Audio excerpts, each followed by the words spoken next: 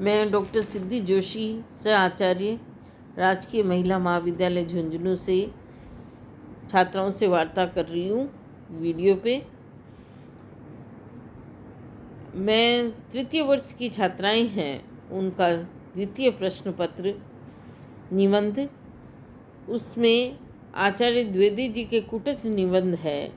उसमें कुटच के जीवन की जो जिजीविषा है तथा अपराजयता है उसके महत्व पर प्रकाश डालूंगी।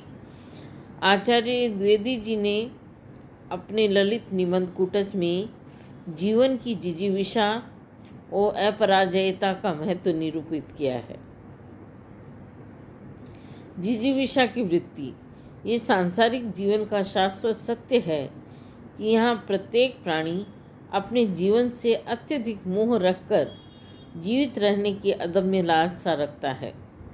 इस कारण वह कठिन से कठिन परिस्थितियों का भी सामना कर लेता है, चाहे गरीबी आवे, अकाल पड़े, भूकंप या बाढ़ आ जावे, दुख व्यथा के अनेक अवसर आवे और मौत का साया सिर पर मंडराया रहे, फिर भी आदमी जीवन के प्रति लालायित रहता है और अंतिम श्वास तक मौत आदि विपरीत परिस्थितियों से संघर्ष करता रहता है। जीवधारियों की तरह पेड़ पौधे भी प्रकृति से रस, वायु आदि लेकर जीवित रहते हैं, अर्थात वे भी जीवनी शक्ति के कारण ही हरे भरे रहते हैं। जिस दिन उनकी जीवनी शक्ति चूक जाती है या हार जाती है, उस दिन उसका जीवनांत हो जाता है।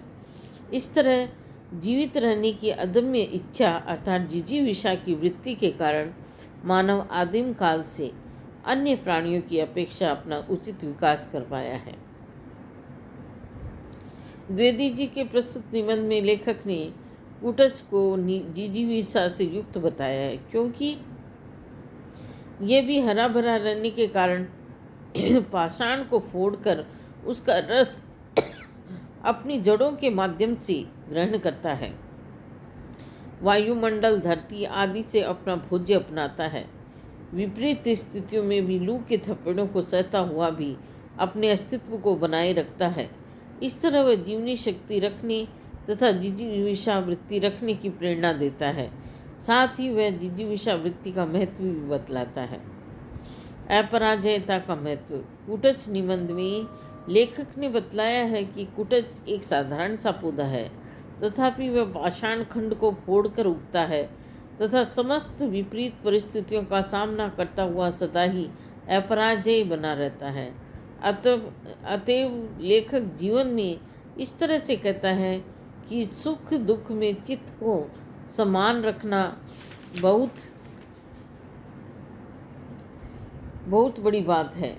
लेखक ने महाभारत का उदाहरण देकर बताया है कि जो सुख से, दुख से, प्रिय या अप्रिय से विचलित नहीं होते, सदा निर्भय बना रहे, ऐसे हृदय वाला व्यक्ति अपराजय स्वभाव वाला होता है।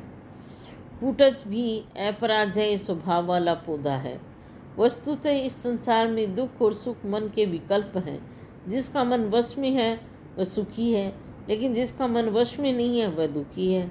परवश होने का आशय दांत निपोड़ना, खुशामद करना, चाटुकारिता और जी हजूरी करना है। ऐसा व्यक्ति अपनी कमजोरी को छिपाने के लिए मिथ्या आडंबर रचता है, ढोंग करता है, मन का अनुचर बन जाता है। लेकिन मन को जीत लेने वाला व्यक्ति हृदय से अपराजय रहता है। ऐसा व्यक्ति अपने मन पर सवारी करता है, परंतु मन को अपने पर सवार नहीं होने देता है। लेखक के अनुसार कुटच भी इसी आधार पर अपराजय दिखाई देता है। यही हृदय की अपराजयता का मर्म भी है।